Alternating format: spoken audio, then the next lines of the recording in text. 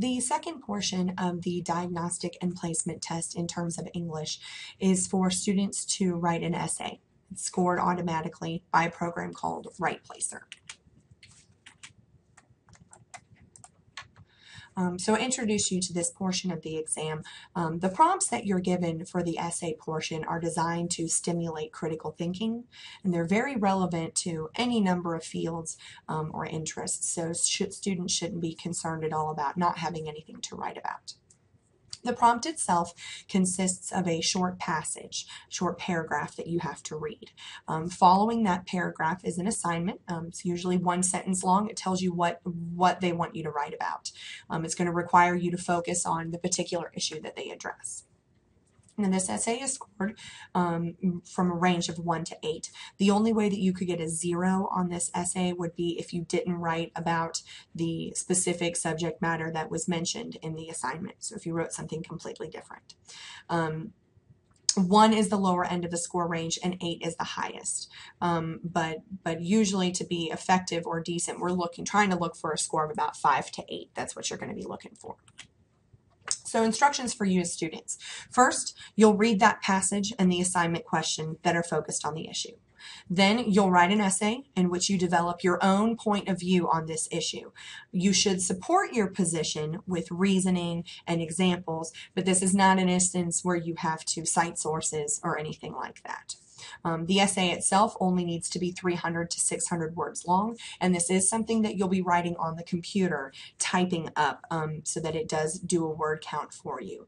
Your essay is offered particular scoring characteristics. You're giving a holistic score, which means it looks at the entirety of your essay and gives you 1 score for the whole essay. But there are 6 specific characteristics that are considered. The first is purpose and focus. That's the extent to which you as the writer present your information in a unified, coherent, or clear manner. The second characteristic is organization and structure, and that's the extent to which you order and connect your ideas.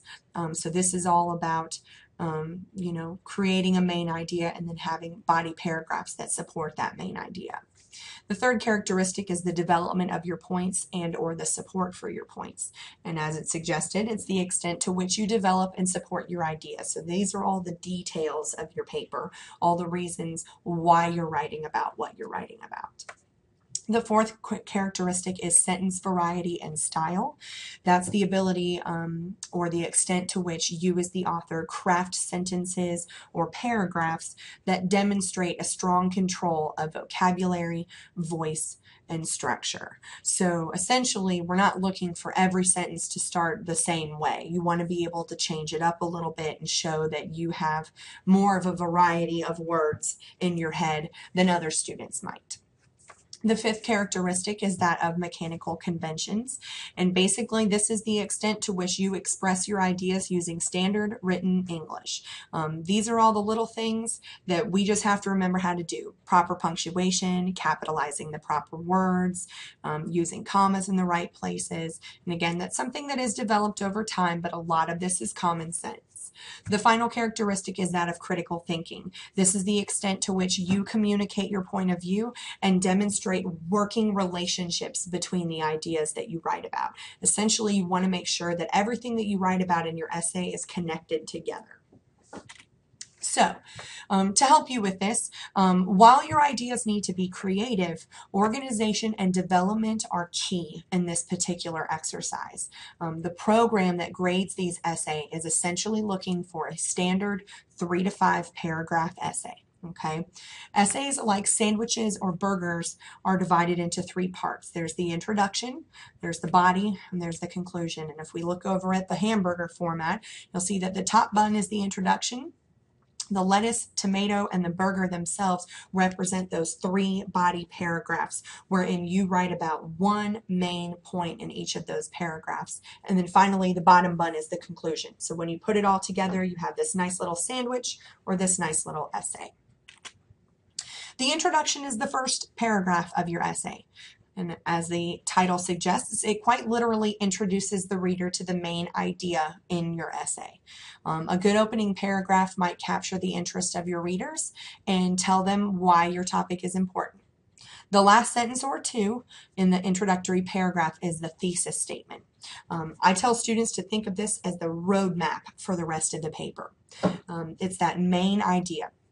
It's going to state the specific points that you're going to make in those body paragraphs of your essay.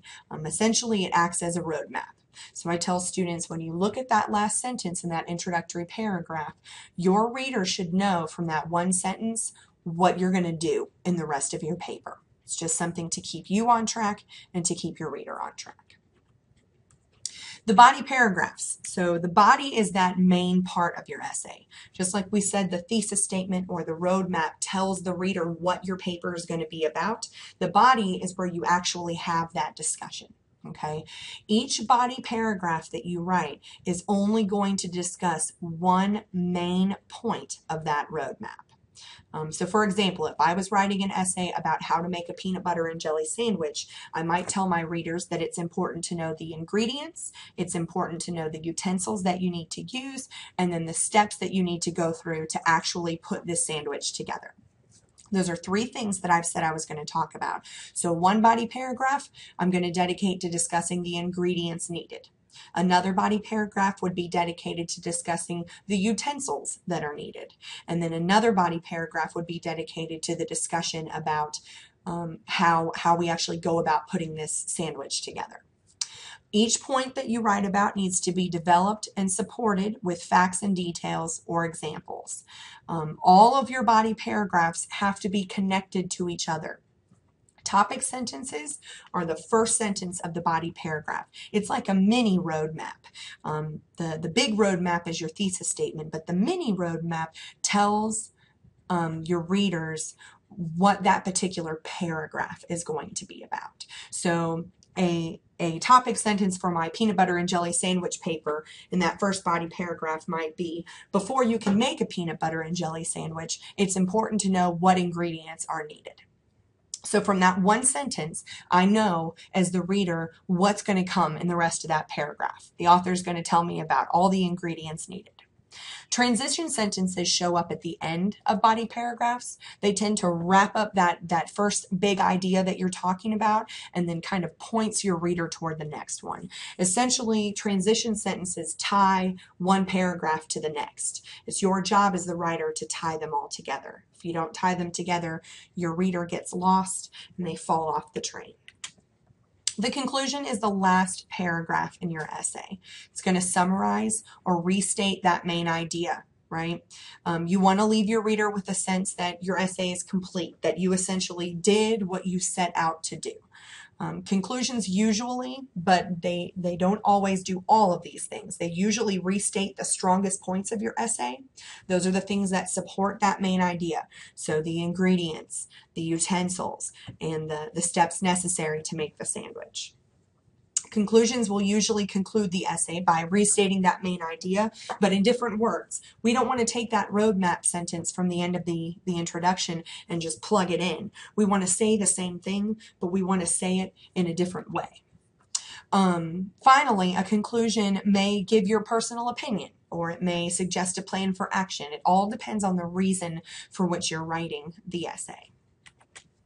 And again, this is the same additional resources that were shown earlier, but I want to draw your attention especially to the first instances, which is the study guides that are available on the CCCC placement testing website. This is especially helpful for the essay portion because the packet gives you a prompt and it gives you a question that you've been asked to write about, and then it goes through point by point and shows you what an essay with a score of 1 might look like and all the reasons why it received that score, so on and so forth, all the way up through 8. So if you're attempting to prepare yourself to write an essay worthy of a higher score, it's really going to help you to look at those sample essays and get an explanation as to why one is better over the other.